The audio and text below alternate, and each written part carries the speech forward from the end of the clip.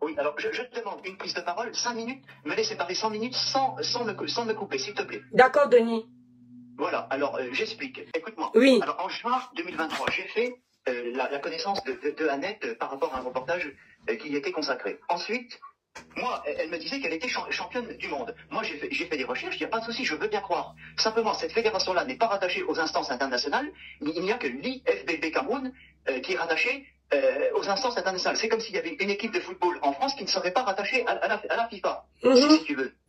Et elle me disait c'est elle qui était la secrétaire de la FECABOF. Elle m'a fait pas mal de confidences, etc.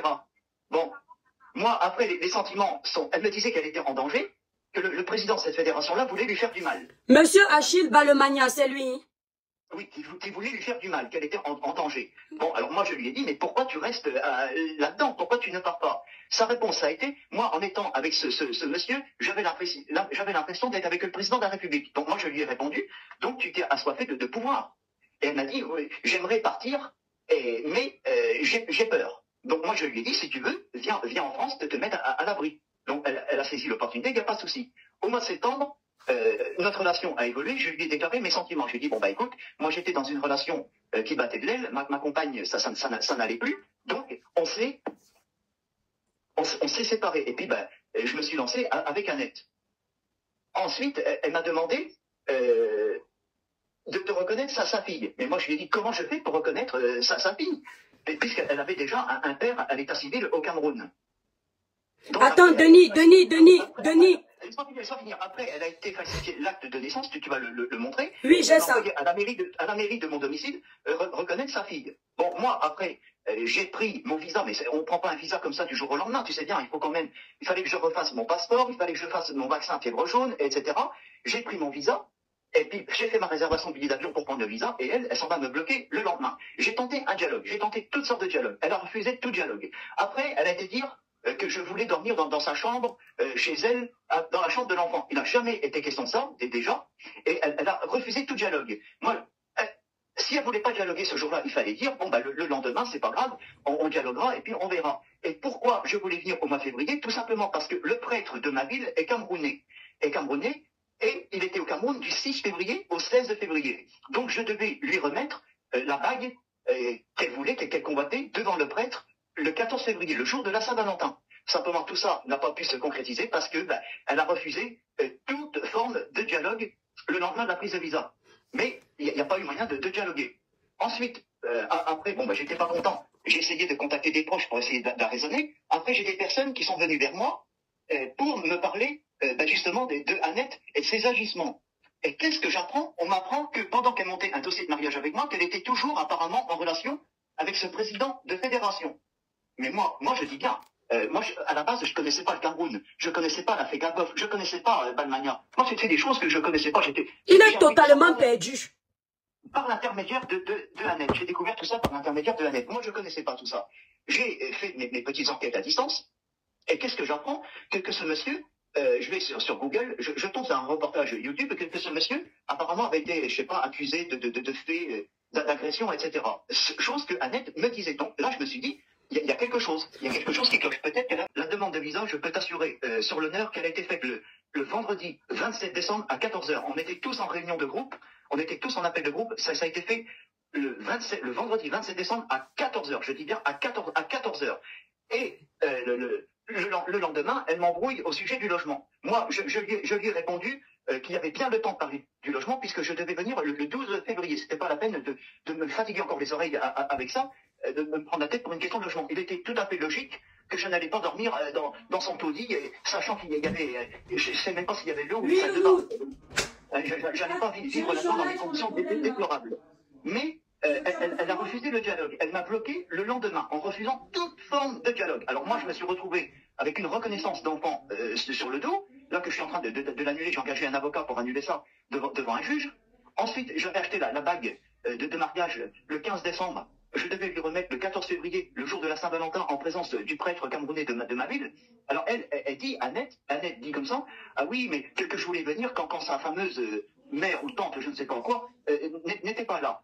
Moi, je lui ai dit, à l'âge que tu as, Annette, il faut savoir qu'elle va bientôt avoir 40 ans, et moi, je suis un homme de 46 ans. Donc, j'avais dit, je pense qu'on est suffisamment mature pour organiser notre union et notre mariage sans passer par qui ou quoi que ce soit. Il n'y avait pas besoin de faire de publicité pour ça. Ensuite, il fallait que le prêtre de ma ville soit présent, puisqu'il était présent au Cameroun du 6 février au 16 février. Donc, cette bague-là, je devais lui remettre le 14, je dis bien le 14 février, le jour de la Saint-Valentin, en présence du prêtre camerounais. C'est ce qui était convenu. Et moi, c'est pour ça que je voulais venir à cette période-là, de façon à ce que je ne sois pas tout seul au Cameroun. Vu que j'avais le prêtre de ma ville, ça me rassurait, parce que j'avais peur, si tu veux, du Cameroun. Vu qu'elle me faisait tout le temps peur, elle me disait qu'elle était en danger, que le président de sa fédération la cherchait, elle me disait qu'il voulait la tuer. Moi je comprenais pas tout ça, ça me faisait peur. Donc, j'ai pris des précautions. J'ai pris des précautions. Ensuite, elle m'a parlé de sa fédération, et j'ai découvert, elle me disait qu'elle en faisait plus partie. Et qu'est-ce que je découvre? Qu'elle en fait toujours partie. Et en même temps qu'elle voulait se marier avec moi, il y a des gens, des athlètes qui m'ont contacté, qui m'informent qu'effectivement, qu'elle était toujours en contact avec le président de la fédération, et c'était sa copine. Donc moi, j'estime avoir été trahi. Quand on donne de l'argent, c'est de bon cœur, tu vois, quand on donne de l'argent, c'est de bon cœur. Mais à partir du moment où la personne vous trahit au moment de concrétiser les choses, je prends le visa, elle me bloque le lendemain, on appelle ça une arnaque sentimentale. Quand une personne veut se marier avec quelqu'un et qu'on découvre que la personne marche en fait avec quelqu'un d'autre et qu'elle fait croire qu'elle avait rompu et que sa relation, apparemment, vu qu'on m'a dit que ça continuait, donc j'estime avoir été trahi. Le lendemain de ma prise de visa, j'ai essayé de la contacter, mais elle m'avait bloqué. Donc, j'ai contacté des proches autour d'elle pour essayer de la raisonner. Mais il n'y a pas eu moyen. Donc j'ai été contacté par des gens et je me suis renseigné sur ce que c'était que la FECABOF. Moi je ne connaissais pas tout ça, la FECABOF. Simplement, cette fédération FECABOF, elle n'est pas rattachée. Je dis bien, elle n'est pas rattachée. Hier, j'ai été contacté par quelqu'un, un journaliste. Attends, j'ai même marqué le nom. Attends. Non, mais c'est pas sûr que c'est le nom. Hein. J'ai été contacté par un journaliste qui se fait appeler Mimba, Ahmed Mimba, qui m'a contacté, et une personne qui s'est présentée comme sa tante, qui m'a dit, oui, tout va s'arranger, et qui a proposé de m'enregistrer. Mais moi, je suis tombé dans le truc. Mais simplement, ce qu'il faut savoir, c'est que Annette, elle est toujours en contact avec la FECABOF, et elle m'a parlé des remises des médailles des athlètes. Des remises de médailles qui sont simplement remises devant la presse pour faire diversion. Et moi, quand j'ai appris tout ça, moi, j'ai pris peur. C'est tout ce qu'elle lui a raconté, qu'il y a des problèmes là-bas à la fédération, et elle lui a raconté plein de choses. Il avait peur pour elle. Il faisait tout pour qu'elle puisse entrer en France, comme vous entendez. Il me disait qu'elle était en danger, qu'elle était traquée, qu'elle se cachait, qu'elle devait se cacher, oui. Et qu'elle était en danger. Et elle me disait toujours, il ne faut pas t'afficher, toi aussi tu vas te retrouver en danger, il ne faut pas t'afficher, etc. Bon, moi, je commençais à douter de tout ça, parce que je comprends pas afficher. Elle ne voulait pas m'afficher. Je lui ai dit un jour, écoute, je comprends pas les autres couples, ils mettent en couple avec un tel, etc. C'est une fierté, c'est bien de dire qu'on est en couple avec son partenaire. Elle ne voulait pas. Et simplement, j'ai découvert après qu'elle était en couple toujours, apparemment, avec le président de sa fédération. Soi-disant, et apparemment n'est jamais sorti. Vous allez écouter le monsieur si, parce que le monsieur, le Camerounais, là, lui, il a compris qu'il a le spirit. Il a lavé le blanc en lui disant que si tu as assez toto pour qu'on t'escroque, je ne suis pas sorti avec Annette Wandi. Si tu as assez toto pour qu'on t'escroque, je vais vous faire écouter ça. J'ai dit que pendant une semaine, il va parler de ça. Je ne tue pas dans les dossiers, à part les dossiers des amis où il y a perte de vies humaines. Et ils vous ont dit, attends, Denis, est-ce que tu as proposé à Annette de dormir sur le même lit avec sa fille? Jamais de la vie, jamais de la vie. Le lendemain de la prise de visa, elle me contacte au sujet du logement. Elle me dit, comment tu comptes faire pour quand tu vas venir? Moi, j'attendais qu'elle me fasse des propositions d'hôtel ou d'appartement, mais elle ne l'a pas fait. Elle ne l'a pas fait puisqu'elle m'a bloqué aussitôt. On n'a pas pu dialoguer. Elle m'a bloqué le lendemain où mon visa a été pris. Alors que je devais arriver le 12 février. Je devais arriver le 12 février. Je pense qu'il y avait largement le temps de discuter de ça entre le 27 décembre et le 12 février. Simplement, elle a refusé tout dialogue. Elle a refusé tout dialogue. Elle a refusé tout dialogue puisqu'elle a bloqué, tout simplement. Alors, Denis, est-ce que tu confirmes, quand tu m'as contacté, tu m'as dit que tu as dépensé sur Annette Wandi la somme de 30 000 €. Est-ce que tu... Ça s'est pas fait, bien sûr. Mais ça s'est pas fait en une fois. Ça s'est fait sur une relation de 2 ans. En 2 ans de relation, il y a ci, il y a ça. Et puis à chaque fois que j'envoyais de l'argent à Annette, de toute façon c'était 3-4 jours après, elle revenait vers moi. Ah, bébé, j'ai de quoi tenir jusqu'à samedi. Ah, il y a ceci, il y a cela. Il y avait toujours quelque chose. C'était mensonge sur mensonge. Et puis elle me mettait la pression. Elle me disait toujours qu'elle était en danger avec le président qui la cherchait, etc. Et puis, alors que le lendemain que j'ai pris mon visa, elle m'a bloqué. Et qu'est-ce que j'apprends? Qu'elle marchait toujours avec le président de sa FECABOF et qu'elle a rejoint cette fédération-là. Et lors de nos échanges, elle cherchait, je dis bien, elle cherchait toujours à salir le président de l'IFBB, M. Aristide, qui est un honorable homme. Il est président de l'IFBB Cameroun, et c'est la seule, je dis bien la seule fédération qui est reconnue aux instances internationales. La FECABOF, elle n'est pas reconnue aux instances internationales. C'est comme si une équipe de football en France, une équipe internationale, n'était pas rattachée à la FIFA, et qui se montait une équipe de football en plus. Ce ne serait pas logique. Donc quand des athlètes disent comme ça, je suis champion du monde de bodybuilding, c'est complètement faux. Parce que ça n'est pas passé par l'IFBB Cameroun. Tout simplement. Et Annette, elle m'avait expliqué tout ça. Elle m'avait expliqué le fonctionnement. Elle m'a expliqué aussi comment se passaient les élections du président de la FECABOF. Elle me disait que les élections, c'est elle-même. Moi, je ne savais pas tout ça. Je ne savais pas tout ça. Je ne connaissais même pas la FECABOF. Je ne connaissais même pas la capitale du Cameroun. Je ne connaissais pas tout ça. C'est Annette qui m'a fait découvrir tout ça. Et elle m'a expliqué comment se déroulaient les élections de la FECABOF. Elle m'a expliqué que les élections étaient truquées et que le vice-président apparemment de la FECABOF, c'était le marabout du président. Denis, les internautes me demandent de te poser une question. Il y a un audio que Lolita a fait passer sur sa page où on t'entend dire que Annette n'est pas malhonnête, elle ne t'a pas escroqué. Est-ce que tu peux justifier ces déclarations-là? Dans quel contexte tu les as fait et pourquoi? Puisque en venant vers moi, tu m'as fait comprendre que tu étais arnaqué et pourquoi là-bas, tu tiens un discours différent? Eh bien, tout simplement, je ne sais pas si je suis entendu. Oui, on t'entend. Bon, je ne sais pas si je suis entendu. Eh bien, tout simplement parce que j'ai été contacté et par une personne, une dame, qui avait un accent africain, qui s'est présentée comme sa tante et qui me dit que tout va s'arranger, qu'elle allait changer de version, qu'elle allait revenir vers moi, qu'elle pouvait me réconcilier, qu'elle pouvait nous réconcilier, tout simplement. Et donc, j'estime avoir été manipulé. Et ensuite, lorsqu'elle m'avait bloqué, j'en étais là tout à l'heure, lorsqu'elle m'a bloqué le lendemain de la prise de visa, elle a aussitôt contacté ma sœur. Ma sœur, alors pareil, elle prétend que je n'ai pas vu ma sœur depuis 15 ans.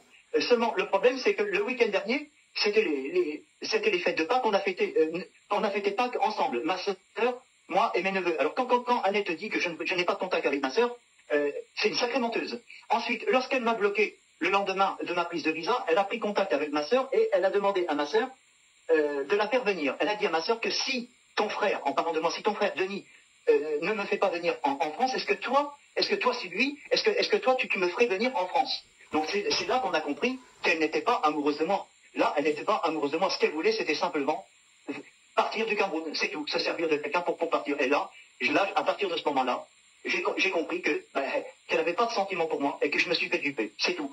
Quand quelqu'un va trouver un membre de la famille ou qui que ce soit pour dire comme ça, si ton frère avec ton frère ça va pas, s'il peut pas venir me faire venir en France, est-ce que toi tu vas me faire venir? Ça veut dire qu'elle cherche autre chose. Et ma sœur lui avait répondu que sa relation n'était pas avec elle, mais avec moi, tout simplement.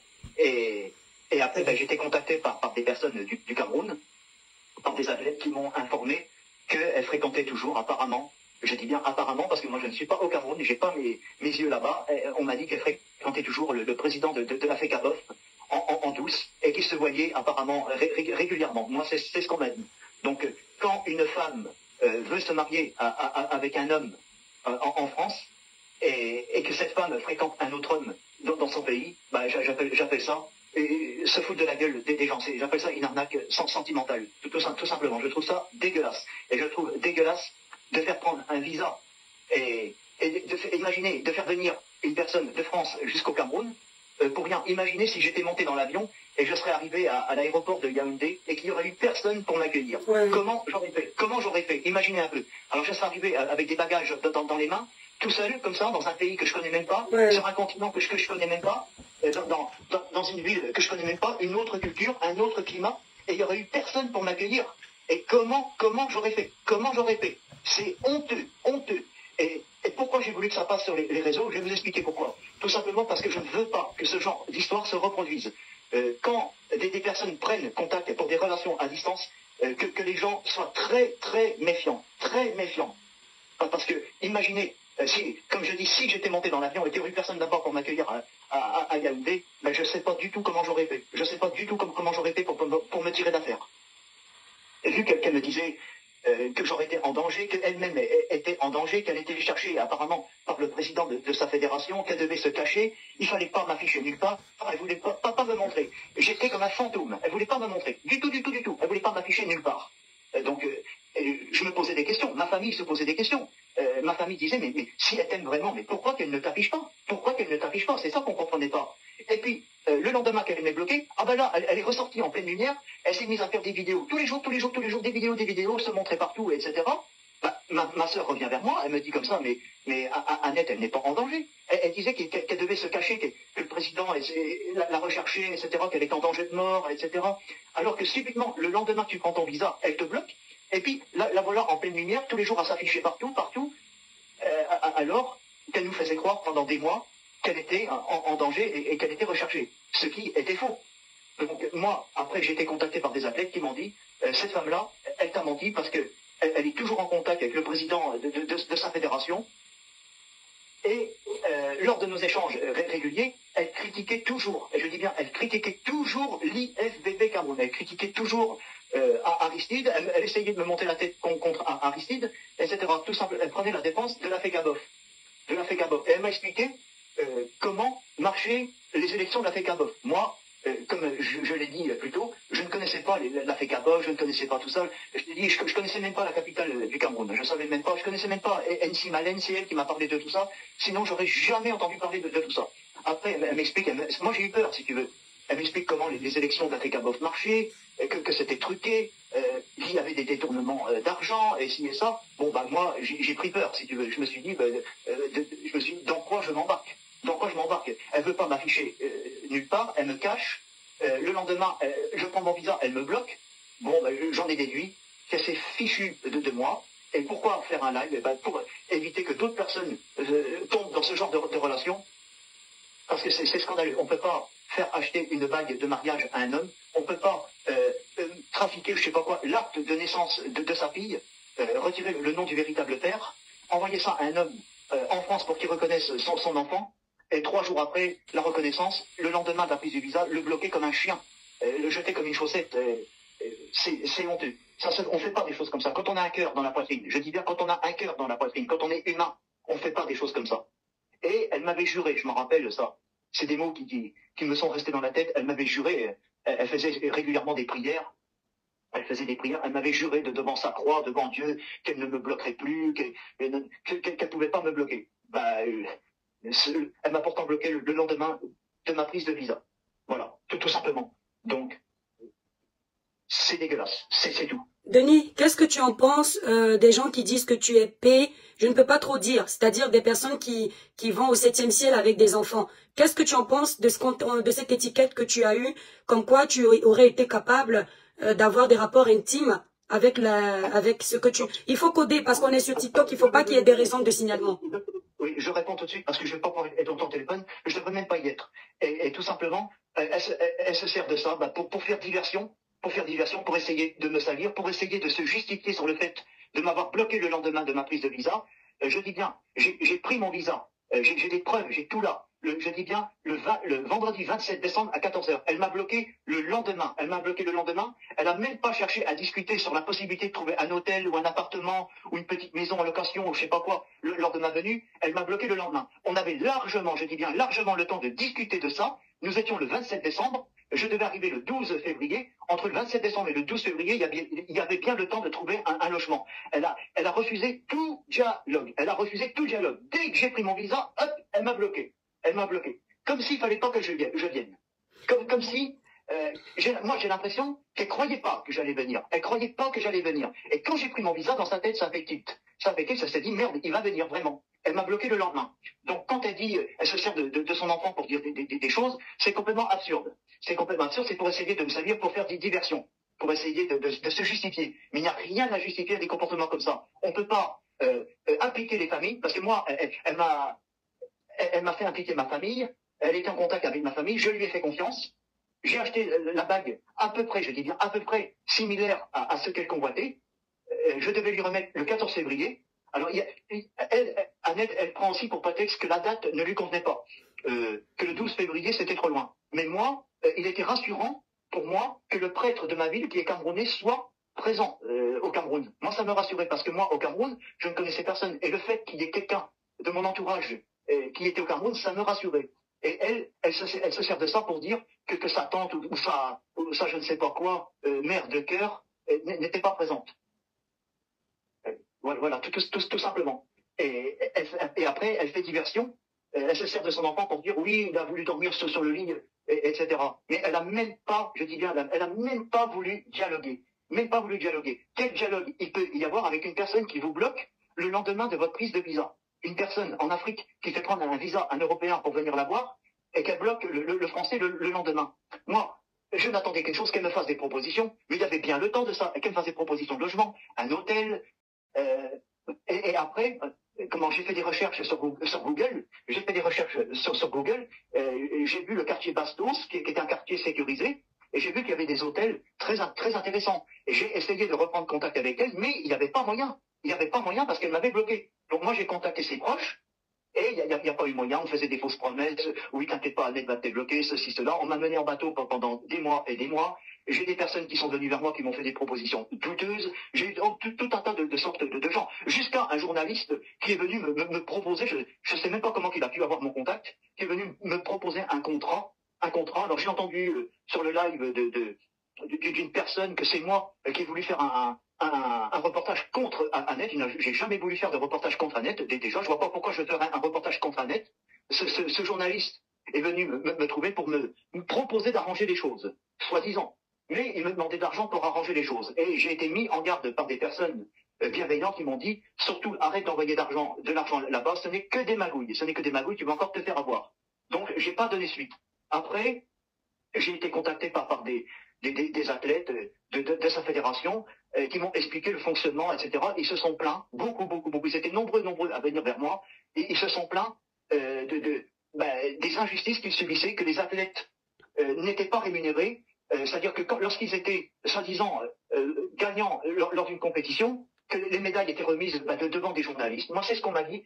Moi, j'ai pas constaté les faits. Je vous dis, je ne suis pas au Cameroun, je suis en France. Je dis simplement ce qu'on m'a dit. Que les médailles étaient remises devant la presse, et que les athlètes, normalement, devaient percevoir quand même quelques sommes d'argent, mais que tout était détourné à des fins apparemment autres que pour les athlètes, et que les athlètes n'avaient même pas 5 francs de récompense, que les athlètes n'étaient même pas pris en considération. Eh ben, moi, je dis bien, j'invite tous ces athlètes-là,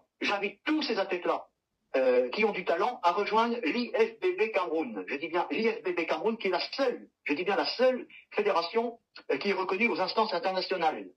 Comme je disais tantôt, comme exemple, je pense que tout le monde connaît le football. C'est comme si l'équipe de France, qui est rattachée à la FIFA, c'est comme s'il se montait une deuxième équipe de football, et puis qu'on dirait cette équipe-là est championne du monde, alors que cette équipe-là n'est pas rattachée aux instances internationales. Et moi, les athlètes m'ont tout expliqué qu'apparemment, cette fédération-là, apparemment, n'était pas rattachée aux instances internationales. Tout simplement. J'ai découvert tout un tas de choses. Que penses-tu Denis, que penses-tu des gens qui disent que tu mens, tu n'as jamais acheté de billet d'avion? Comment ça s'est passé l'achat du billet ou la réservation? Alors, la réservation du billet d'avion, c'est tout simplement Annette et ma famille qui ont fait les démarches en ligne. Parce que moi, j'ai pas beaucoup de connaissances en informatique, donc je les ai laissés faire. Et la demande de visa, vu que moi j'avais du mal à me débrouiller sur les sites en ligne, etc., j'ai demandé à Annette et ma famille qu'on soit tous en appel de groupe. Et je peux même faire la capture d'écran de l'appel de groupe de ce jour, parce qu'il y a tout. Et l'appel de groupe a eu lieu, je dis bien, a eu lieu le vendredi 27 décembre à 14h. À 14h, le vendredi 27 décembre à 14h, la demande de visa a été faite, tout simplement. Et la semaine d'après, j'ai reçu mon visa par mail. Comme vous le savez très bien, un visa, on ne peut plus l'annuler. Dès lors que vous faites une demande de visa, vous ne pouvez pas obtenir le remboursement de votre visa. Quand on demande Denis, tu as eu le visa, oui ou non? Bien sûr que j'ai eu mon visa, on a monté tout le dossier. Ce sont des gens qui te demandent. Denis, fais la capture du visa, s'il te plaît. Et ma famille. Et pour ce qui est de la réservation du billet d'avion, alors c'était une réservation. Je vous ai montré ici le message pour le visa, non? Oui, je vais l'envoyer. Quand on fait une réservation de billet d'avion pour un visa, c'est une simulation. Et lorsqu'on a le visa, là, on prend, c'est Annette qui m'avait expliqué tout ça, là, on prend le billet d'avion pour partir au Cameroun. Pour obtenir le visa, on fait une simulation que m'avait expliqué Annette. C'est ce qu'on avait fait. Et c'est d'ailleurs elle-même qui avait fait les réservations, etc. Elle m'avait même envoyé les messages parce que j'arrivais pas à me débrouiller. Tout ça, ça a été fait entre moi, Annette et ma famille. Voilà. Alors, je vais t'envoyer la capture d'écran que tu vas pouvoir envoyer. Attends, ne bouge pas. ADN, gossip, comme ça,